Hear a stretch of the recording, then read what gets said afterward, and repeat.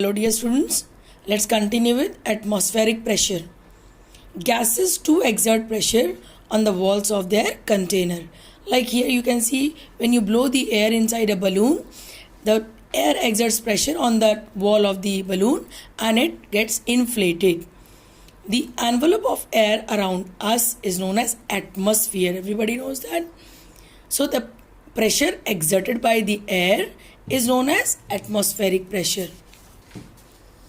This you can feel by this container in this unit area. This pressure can be observed. Atmospheric pressure is the force of gravity on air in a column of unit area that we consider as atmospheric pressure. Air pressure is measured using a barometer. At sea level, the measure of atmospheric pressure is 760 millimeter mercury. Hg stands for mercury. And a manometer is an instrument used for measuring the pressure of fluids.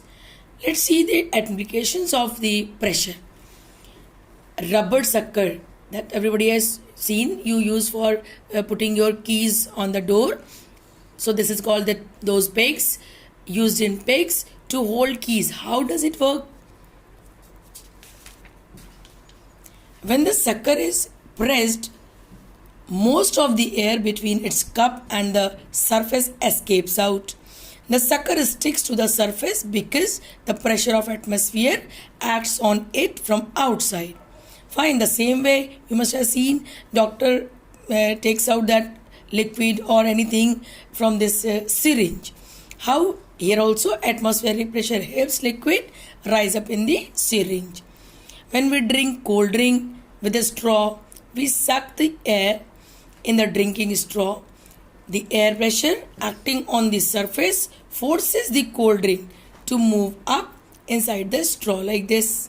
You just suck with the air and this pressure helps that cold drink to move to this straw and goes to your mouth. Now the very important question, why do we not feel the atmospheric pressure on us? That is due to that Earth's atmosphere is pressing against each square inch of you with a huge force. There is pressure inside our body also. How? Due to pressure of the fluids, air, water and blood. These all are fluid. Due to that also pressure is exerted inside the body. The blood pressure along with other fluid inside our body is roughly the same as the atmospheric pressure outside, and that is why we do not collapse under the weight above. That is all for today, students. Thank you.